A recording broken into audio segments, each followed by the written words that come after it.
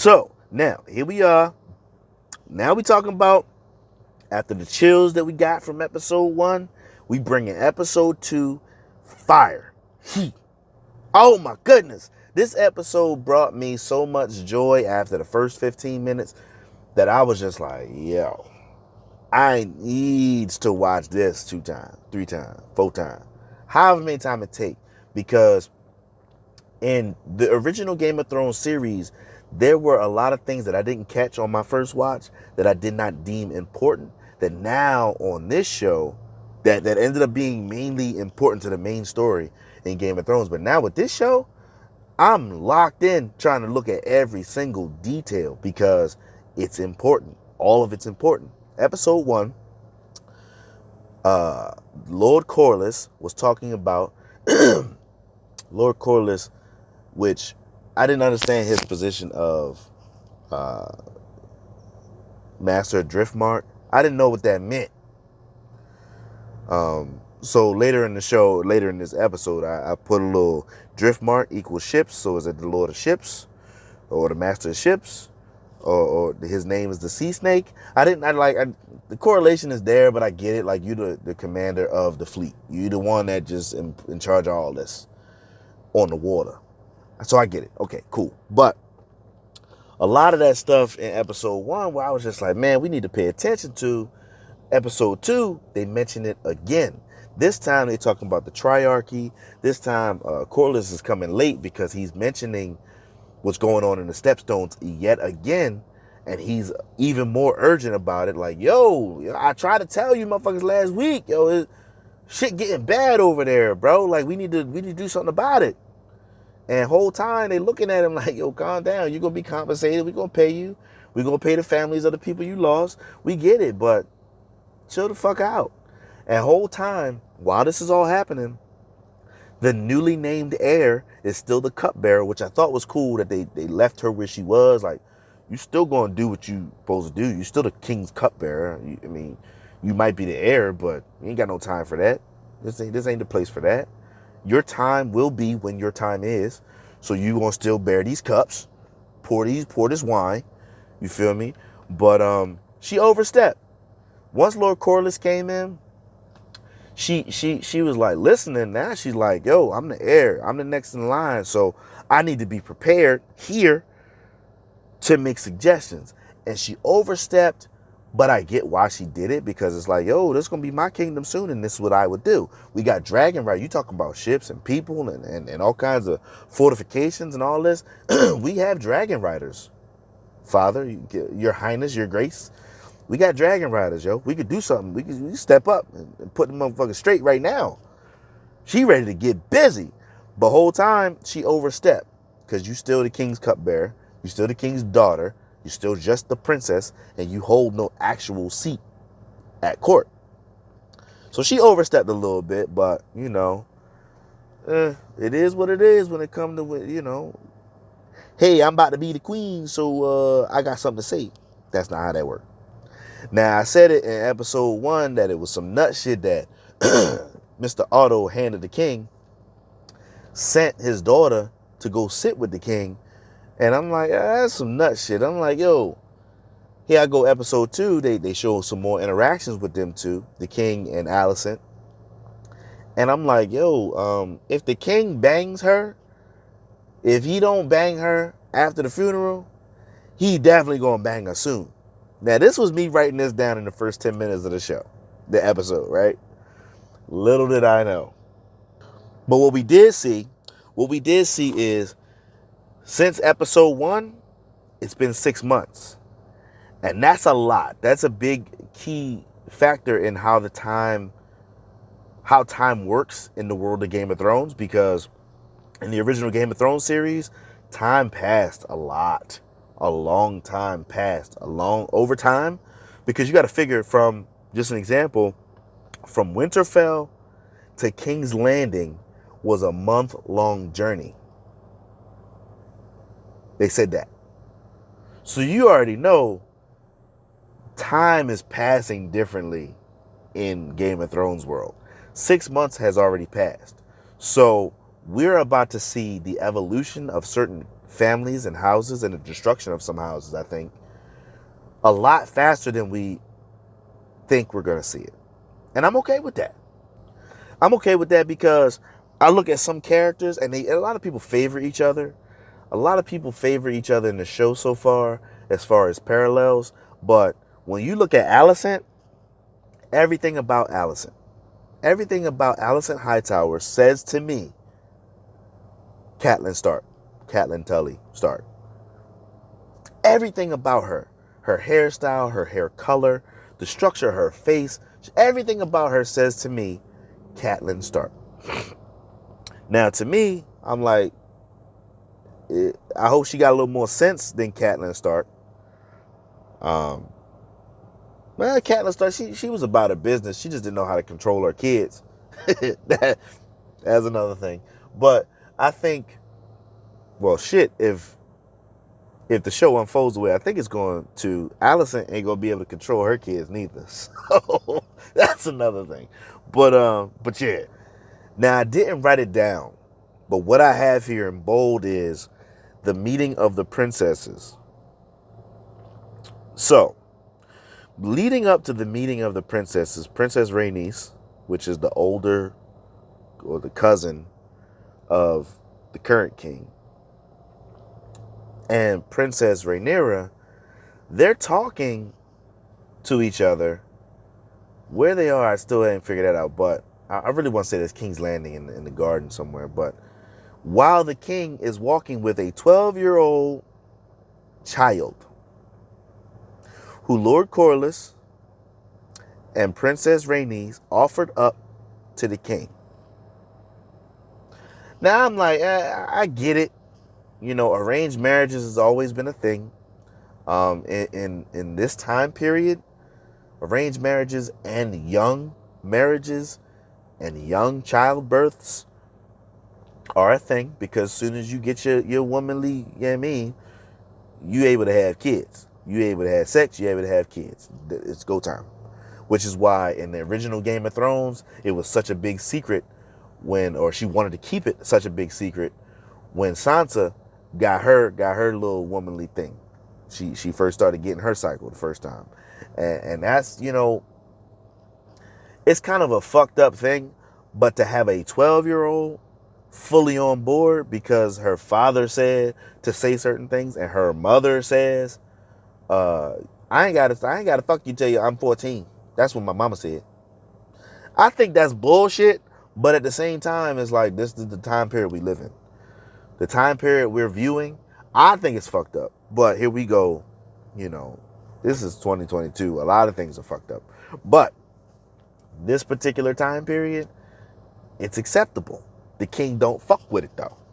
He's like, all right, I mean, I hear y'all, but I'm not really trying to remarry right now. And then she like, yeah, but I'm 12, but you know what I mean, I show you a thing or two. That shit fuck with me, bro. I ain't fuck with that at all, yo. I'm gonna keep it 100 with y'all. That shit fuck with me, yo. That was a hard scene to watch for me. Not so much because the king not really turned her down, but she was offered up and programmed to talk a certain way. You're 12 and you don't even look 12. You look 9. You look 8, 9 years old. But you're offering up yourself to the king. And I'm like, I don't like that shit. But during that time period where she was talking to the king, we get to see the meeting of the princesses. And I really felt like Rhaenys was really trying to poke the bear when it came to Rhaenyra and get her upset, get her pissed off. But at the same time, she really held her composure together. Like, yo, you really trying to piss me off, ain't you? Like, I'm trying. It's working. But it's like, it didn't really hit the same. It didn't really ring true to her to say, you know what I mean, like, you want to rumble? But it didn't go that way. You know, they had a nice little, not civil, but they had a civil-ish conversation that, you know, left shit plain. The king is going to have to remarry and you're going to have to be okay with it. The king is going to have to remarry. The king is going to have to keep having kids until he have a son heir. You're never going to see the throne. That's pretty much what she said. That's what I got from it. You're never going to see the throne because of these men and the way they do their conniving and shit in the back rooms.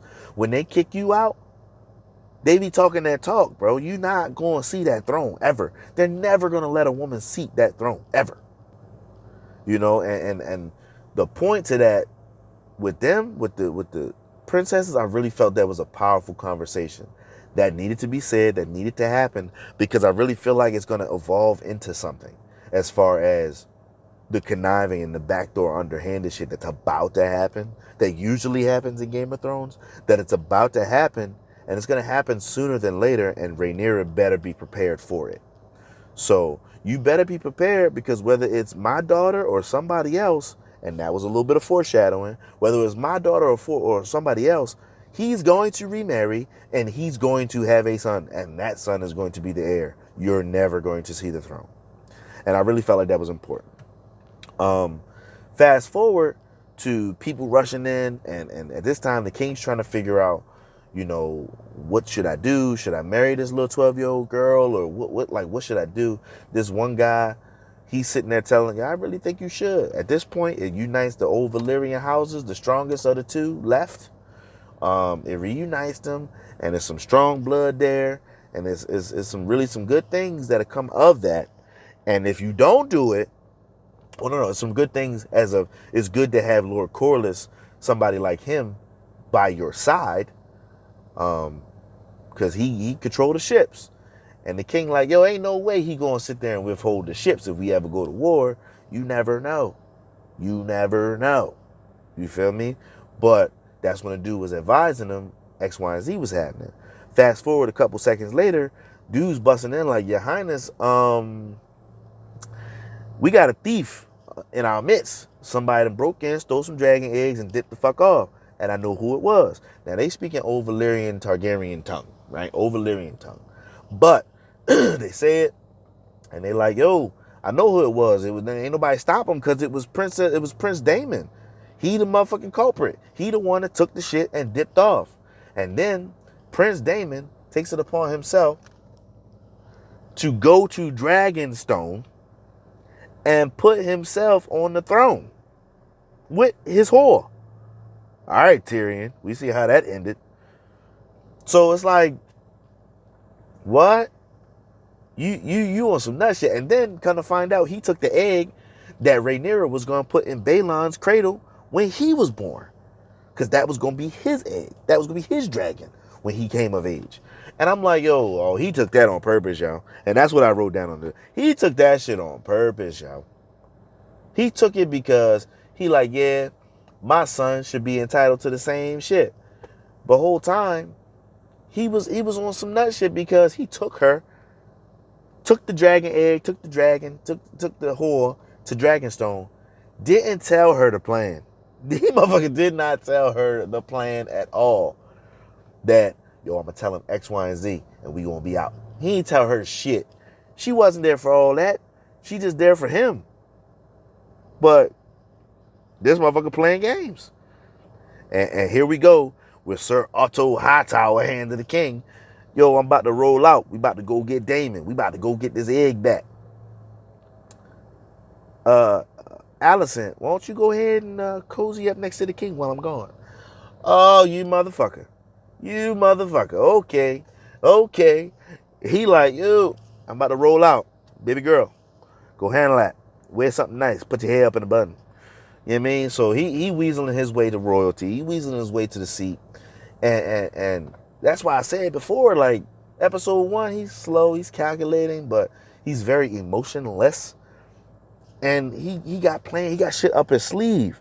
And he's playing the long game. That's what it is. He playing the long game. Okay? So I say sending her to the king when he went to Dragonstone. That was some bullshit. I didn't like it. But again, it's the world we live in Westeros. And here we are, ladies and gentlemen. Dragonstone, our first look at a fully functioning, fully standing Dragonstone. I love it. We back. What we saw from Dragonstone in the original Game of Thrones was Daenerys, Tyrion, Missandei, Grey Worm, and her armies pulling up the Dragonstone, and that place was wrecked to shit. The main gate that we saw at Dragonstone at at the port, I'll say, was kind of fucked up. The doors might have been half open. But we're seeing a fully functioning Dragonstone now. And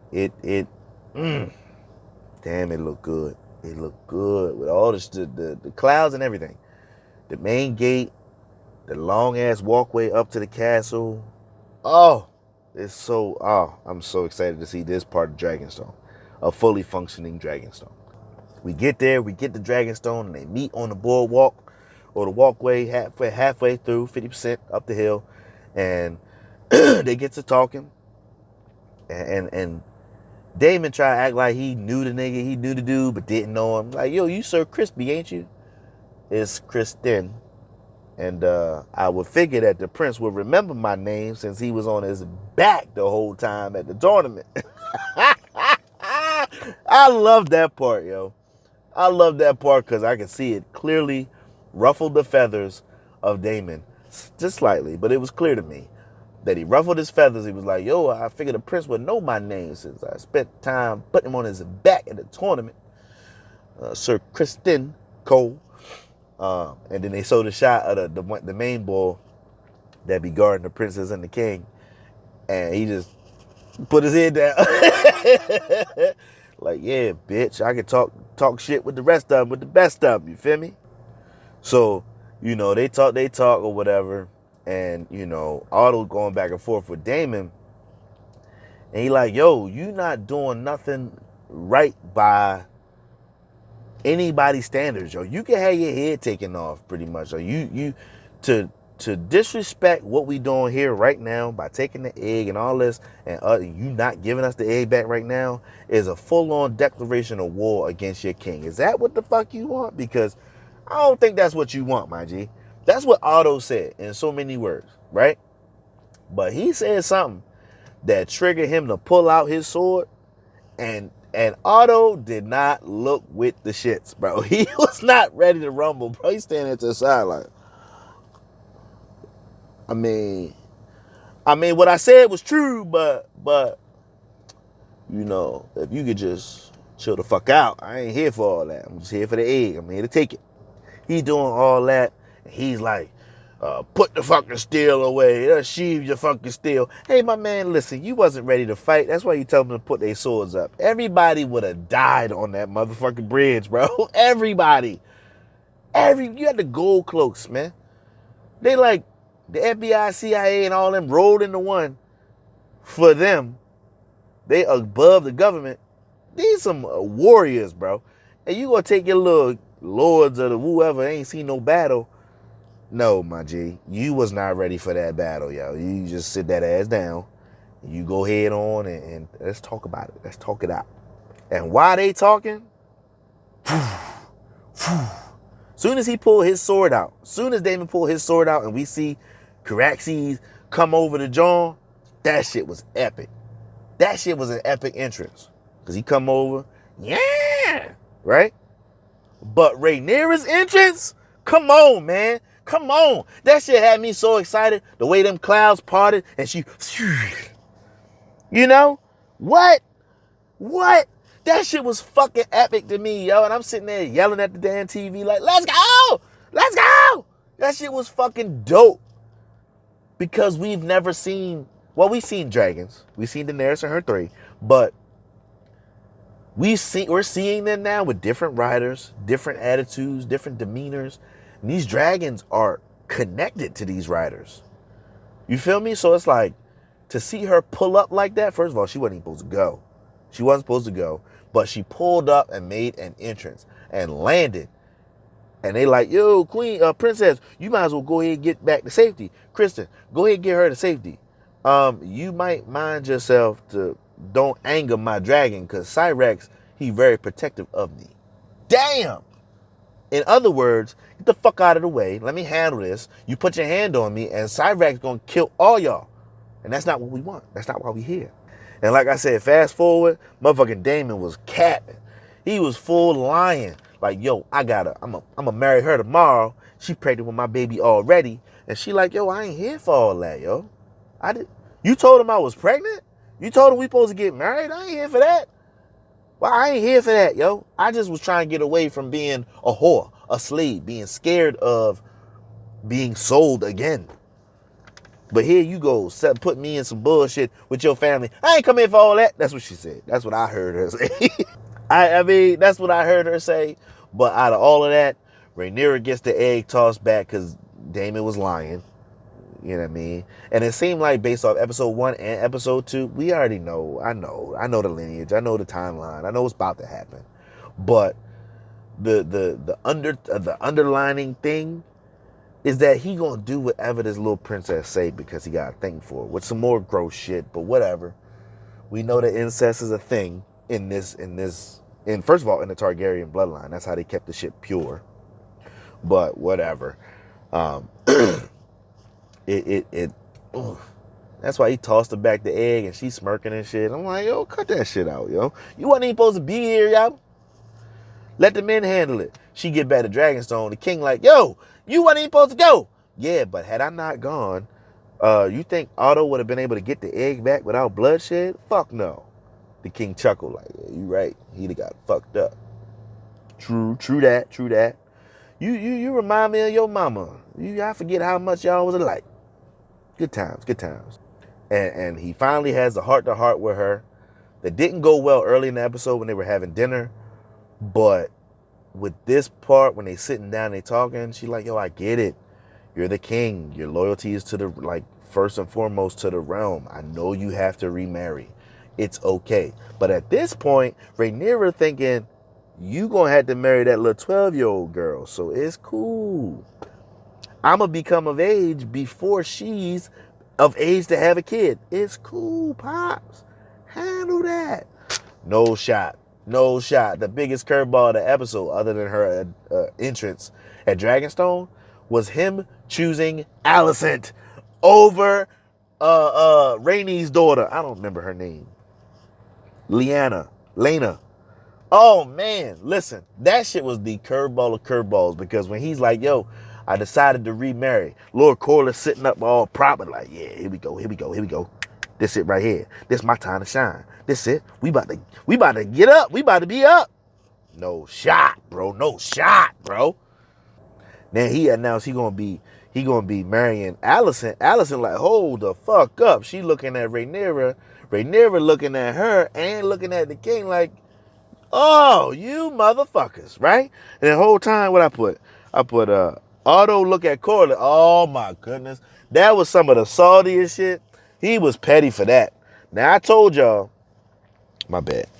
I told y'all that Otto is calculating. But the look he gave Corlys when Corlys stood up and looked at him like, nigga. He looked at him like, told you. Just because you got a seat at the table don't mean you can just be doing what you're doing. Like, I win, you lose. But the look of betrayal on Rhaenyra's face, like, yo, Alicent, you're my homegirl, my A1 day one. Like, you. Oh, so you gonna be queen over me? Ain't that some shit? That's some fucked up shit. But she didn't know. She didn't plan it. She was just doing what her father told her to do. Being a good daughter to her father. Whatever. But still, that's some fucked up shit. And I really feel like the king messed up with this. The king messed up with it, but we know that's going to evolve into something anyway. We know that it's going to evolve into something. I'm not going to talk about the preview I saw for next week's episode. We're just going to talk about next week's episode when we talk about next week's episode. But I think he messed up. It's going to turn into some shit. Because remember, he's still sick. He know he got to take a wife. He know the realm needs him to take a wife. He know he need a male heir. Because the realm is not going to ever let her seat the throne. So he picked her. Now, and when I say it ain't going to go right, we fast forward to towards the end of the episode, Lord Corlys is talking to somebody. Like, yo, we cut from the same cloth. We this, we that, we this, we that. And he talking to Daemon. He done went to Daemon like, yo, I always fuck with you from day one, man. You should roll with me. Oh, you underhanded snake motherfucker, you. Okay. So then he's sitting there talking shit about the king, and Daemon look at him like, hold up, yo. Yo, only I could talk shit about my brother, yo. That's my brother. But you be well to mind your tongue, bro. You don't fucking talk about my brother. Only I can do that shit, bro. Chill the fuck out. I mean, Corliss was butthurt and went to Damon. And whole time, Damon put him in his place. Like, yo, me and him might have beef, but you ain't gonna talk to him in the old kind of way. Like, talk about him in the old kind of way in my presence, bro. He's still my brother. He's still the king. Yo, mind your tongue. Like, cut it the fuck out. So, I really felt good about episode 2, this week's episode. I felt good about it because the pacing of it, both episodes back to back, they bring in everything we need and they're putting it in episodes 1 and 2. They getting right to the meat and potatoes. And I like that.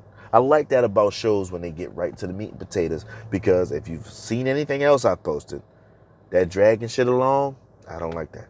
I don't like that at all. It don't vibe well with me. It don't vibe well with me.